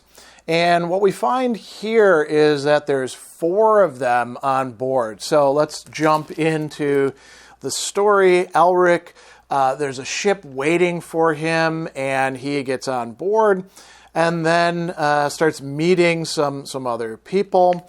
And Elric says, "How many warriors are on board?" And Ericos says, 16 other than the 4, 20 in all. The crew number is about 10, and then there's the captain. You will see him soon, doubtless. The 4, who are they? Ericose laughed. "You and I are 2 of them. The other 2 occupy the aft cabin. And if you want to know why we're called the 4, you must ask the captain, though I warn you his answers are rarely satisfying." And Elric says to him, "Have we met before?" And he says, "Oh, possibly, or shall meet. What does it matter? Our fates are the same. We share an identical doom. And possibly we share more than that." And Elric then says, "More, I hardly comprehend the first part of your statement," right? And as we go on a little bit further in the text, we're going to have more encounters. So this is chapter 3 of the first part. "Elric of Melnibone," he exclaimed. "My theories become more meaningful." He turned to his companion. "See, Hawk Moon, this is the one of whom I spoke."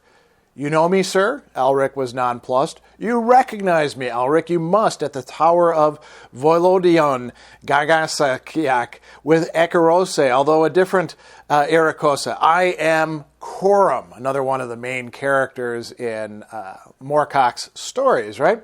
And Elric says, I know of no such tower, no name which resembles that, and this is the first I've seen of Erikose. You know me, and you know my name, but I do not know you. I find this disconcerting, sir. I, too, had never met Prince Corum before he came aboard, said Erikose, yet he insists we fought together once. I'm inclined to believe him. Time on the different planes does not always run concurrently. Prince Corum might well exist in what we term the future.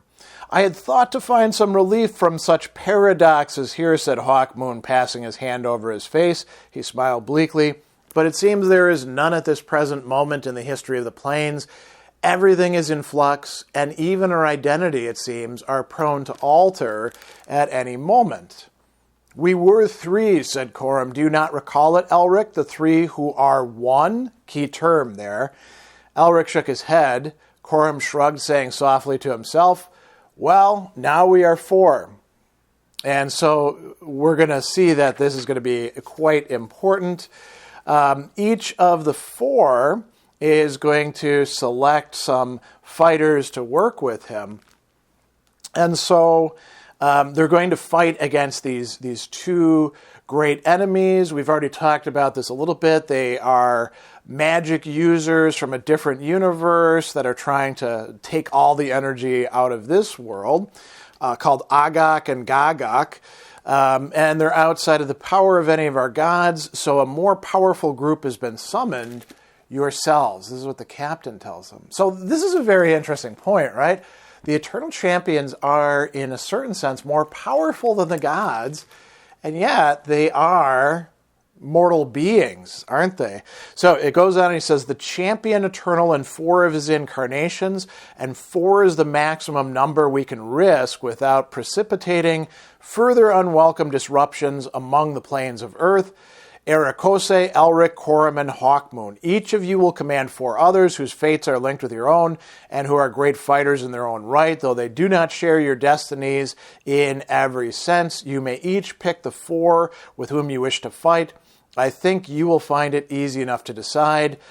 We will make landfall shortly now. So what we've got here are, the Eternal Champions not only can actually encounter each other, as they say that they have, although Elric doesn't remember that, and Erikose doesn't remember that either, but they can be brought together on the same plane to do something, and there's sort of an intimation that that's what the three who are one did previously. Now, this leads to a very interesting, what should we call it? Fusion that is going to take place as they are fighting these cosmic beings, right? They are going to have to do something that is kind of unparalleled. So, I'll start reading here. We are the four who are one, said Erikose. His voice shook. Elric was seized by an alien impulse, an impulse which disgusted and terrified him. No, he attempted to sheathe Stormbringer, but the sword refused to enter its scabbard. If we do not do this thing, said Erikose, they will eat all our worlds, nothing will remain. We must do it then, Corum's voice was an echo. I will not, said Elric. I am myself, and I, said Hawkmoon. But Corum, Jelan, Irse said, it is the only way for us, for the single thing that we are. Do you not see that? We are the only creatures of our worlds who possess the means of slaying the sorcerers in the only manner in which they can be slain. Eric looked at Corum, at Hawkmoon, at Erikose, and again he saw something of himself in all of them. We are the four who are one, said Erikose. Our united strength is greater than the sum. We must come together, brothers. We must conquer here before we can hope to conquer Agok. So that is, in fact, what they're going to do. Elric yelled as something entered his being. Again, he tried to break free, but the power was too strong. Other voices spoke in his head. I understand, this is Coram's distant murmur. It is the only way. Oh, no, no. And this is Hawkmoon, but the words came from Elric's lips. What is going to occur? A being hovered over the pool. On each side of its head was a face, and each face belonged to one of the companions. Serene and terrible, the eyes did not blink. It had 8 arms, and the arms were still. It squatted over the pool on 8 legs. Its armor and accoutrements were of all colors, blending and at the same time separate. The being clutched a single great sword in all 8 hands, and both he and the sword glowed with a ghastly golden light. Then Elric had rejoined this body and had become a different thing, himself and 3 others, and something else which was the sum of that union.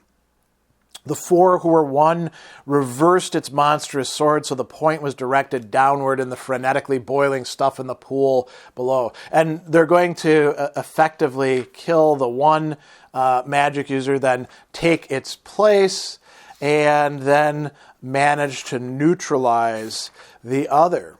And so this is really quite interesting, isn't it? That they have made these, this thing that is a whole greater than the sum of its parts. So each of them is who they are, but in a certain sense is more and less than they are.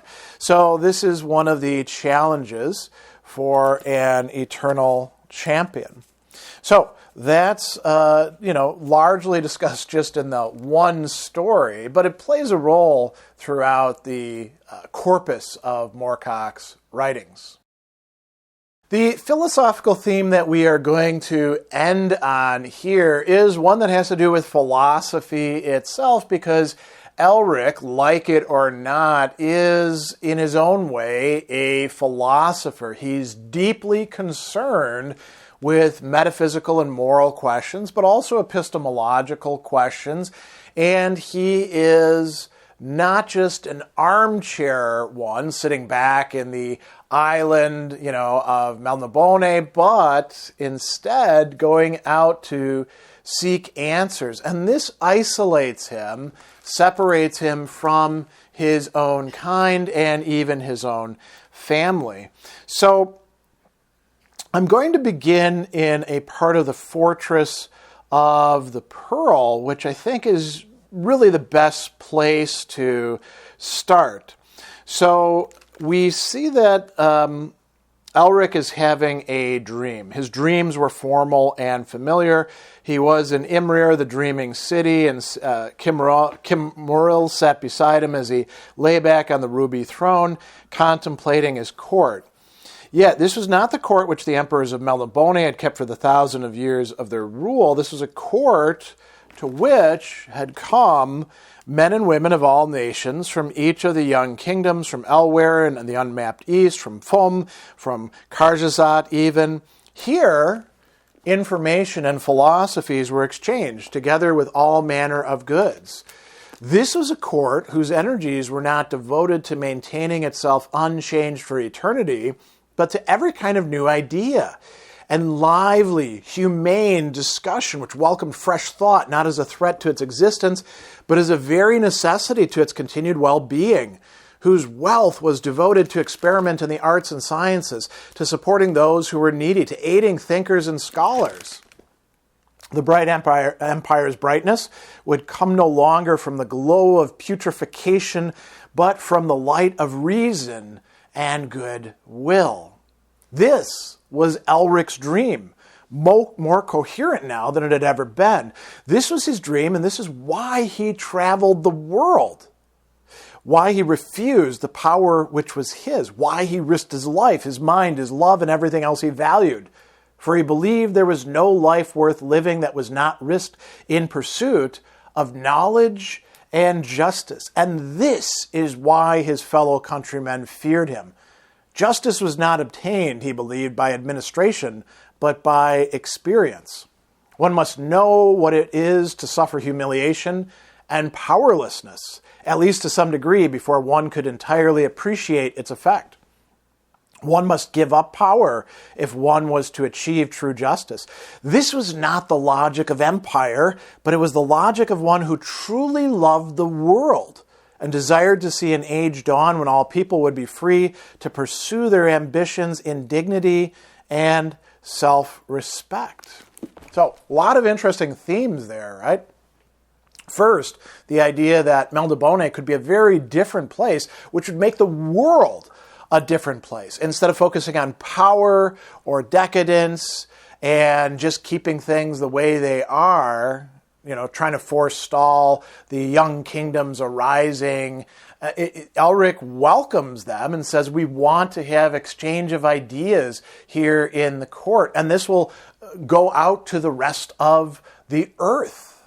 The second thing that this would involve a focus on developing knowledge, developing justice, and how do you learn about justice? It's a very interesting point, isn't it? That justice cannot just be coming from on high, imposed on what is below.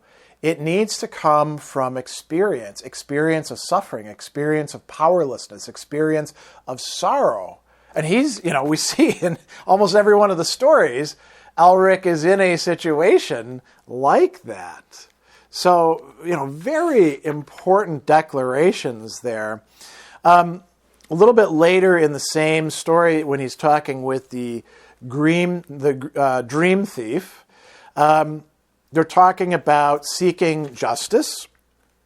And Elric says, I have spent much time in seeking the meaning of justice and visiting lands where it is said to exist and trying to discover how best it may be accomplished, how it may be established so all the world may benefit.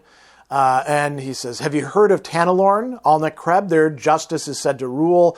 There the Grey Lords, those who keep charge of the world's equilibrium, are said to have their greatest influence. Tanalorn exists, says the dream thief quietly, and it has many names, yet in some realms I fear it is no more than an idea of perfection. Such ideas are what maintain us in hope and fuel our urge to make reality of dreams. Sometimes we are successful. And then Elric says, justice exists. And then his companion, of course it does, but it is not an abstraction. It must be worked for. And now he says something really, really interesting here. Justice is your demon, I think, Prince Elric, more than any lord of chaos. You have chosen a cruel and an unhappy road. Now, why is that the case? He says, you must know yourself there's precious little justice in the world that is not hard fought for, hard won, and hard held. It is our mortal nature to give that responsibility to others, yet poor creatures like yourself continue to try to relinquish power while acquiring more and more responsibility. Some would say that it is admirable to you to do as you do, that it builds character and strength of purpose, that it reaches towards a higher form of sanity. And then he says, and some would say it's the purest form of madness at odds with all natural impulses. I do not know what it is I long for, Sir Dream Thief, but I know I hope for a world where the strong do not prey on the weak like mindless insects, where mortal creatures may attain their greatest possible fulfillment, where all are dignified and healthy, never victims of a few stronger than yourself, right? So, and then they get into a discussion about chaos and order, law and the balance and all of that. But you see that Elric is a very strange motivation. Now, coming back to the very beginning in Elric of Melnibone, we see that the emperor is brooding on his throne, and he's, quite weak, right? Without his drugs, would barely be able to raise his hand from his side through most of a normal day. But here's a compensation. If the young emperor has found any advantage in his lifelong weakness, it must be that, perforce, he has read much, Before he was 15, he'd read every book in his father's library, some more than once. His sorcerous powers, learned initially from Sadler, are now greater than any possessed by his ancestors for many a generation. His knowledge of the world beyond the shores of Melnibone is profound, though he has as yet little direct experience of it. If he wished, he could resurrect the Dragon Isle's former might and rule both his own land and the young kingdoms as an invulnerable tyrant. But his reading has taught him to question the uses to which power is put, to question his motives, to question whether his own power should be used at all in any cause. His reading has led him to this, in quotes, morality, which still he barely understands. Thus, to his subjects, he is an enigma, and to some he is a threat, for he neither thinks nor acts in accordance with their conception of how a true Melnibonian, and a Melnibonian emperor at that, should think and act. His cousin Wycroon, for instance, has been heard more than once to voice strong doubts concerning the emperor's right to rule the people of Melnibone. "This feeble scholar will bring doom to us all," he said one night to Divimtar, lord of the dragon caves. So Elric is driven by this desire to understand, to know, and he's going to do what's needed for that. At the same time, we get a picture of him that, he can still be involved in, let's say, cruelty, right? There's somebody who's being tortured by the chief interrogator, and Elric is soon thinking of other matters, philosophical problems which he had still failed to resolve. And we read, "It was not that Elric was inhumane, it was that he was still a Melnibonian. He had been used to such sights since childhood. He could not have saved the prisoners even if he desired, without going against every tradition of the Dragon Isle. And in this case, it was a simple matter of a threat being met by the best methods available. He had become used to shutting off those feelings which conflicted with his duties as emperor. Where moral decisions were concerned, Elric was, by and large, practical. He would make his decision in the context of what action he could take. In this case, he could take no action. Such a reaction had become second nature to him. His desire was not to reform Melnibone, but to reform himself, not to initiate action, but to know the best way of responding to others."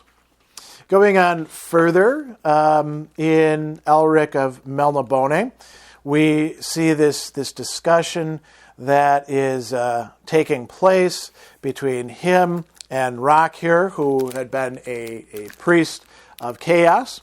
And he says to Rockhyr, "You are a philosopher then, as well as an archer, friend Rockhyr of Pum."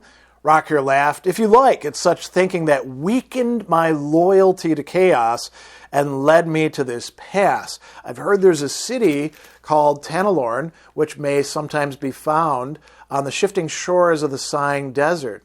If I ever return to our own world, comrade Elric, I shall seek that city, for I have heard that peace may be found there, that such debates as the nature of truth are considered meaningless, that men are content merely to exist in Tanalorn." So we get a different picture of what this ideal city would look like.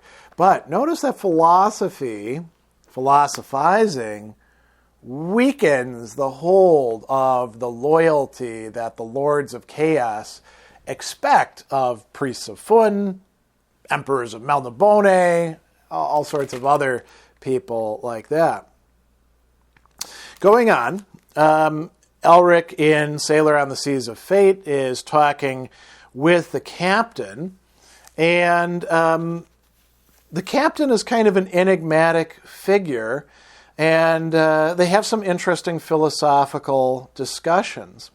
So the captain says, "You have a duty, as have I. The future must be served as much as the past and the present."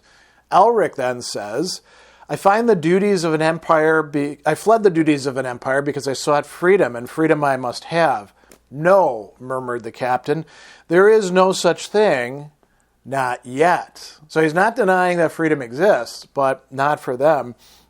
He says, "We must go through much more before we can even begin to guess what freedom is. The price for that knowledge alone is probably higher than any you would care to pay at this stage of your life. Indeed, life itself is often the price." Elric then responds, I also sought release from metaphysics when I left Melnibone. And going on a little bit further, the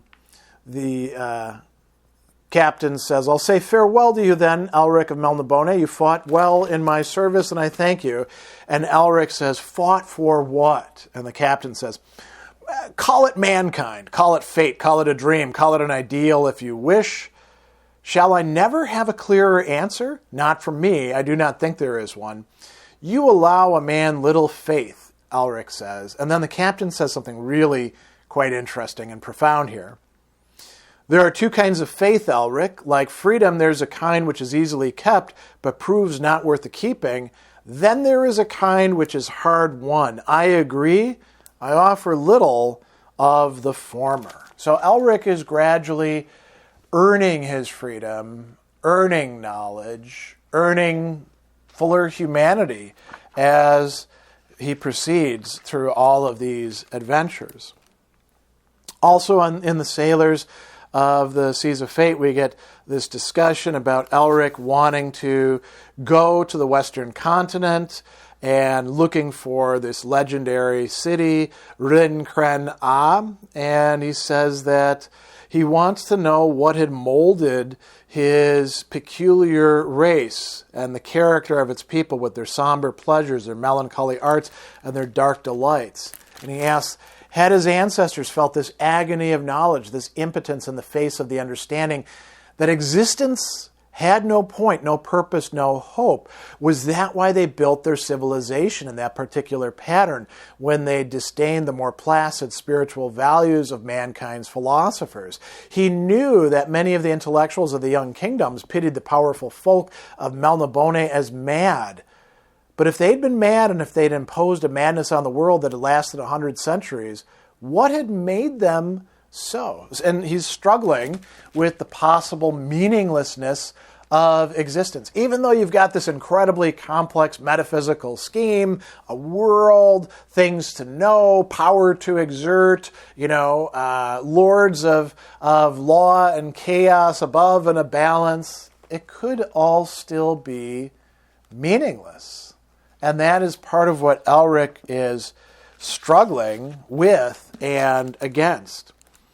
In Weird of the White Wolf, we're going to see a little bit more reflection of this. They're seeking out this book. And we see, at last, the truth. He stumbled forward like a man made stupid with drink, his pale hands reaching for the thing he'd sought with such savage bitterness. His hands touched the pulsating cover of the book and trembling turned it back. Now I shall learn, he said, half gloatingly. With a crash, the cover fell to the floor, sending the bright gems skipping and dancing over the paving stones. Beneath Elric's twitching hands lay nothing but a pile of yellowish dust. Time had destroyed the book, untouched, possibly forgotten for 300 centuries. Even the wise and powerful gods who'd created it had perished, and now its knowledge followed them into oblivion. Elric looked with sad eyes across the world, and his head was lowered beneath a weight of weariness and dark despair. He had not spoken since his companions had dragged him sobbing from the chamber of the book. Now he raised his pale face and spoke in a voice tinged with self-mockery, sharp with bitterness, a lonely voice, the calling of hungry seabirds circling cold skies above bleak shores. Now I will live my life without ever knowing why I live it, whether it has a purpose or not.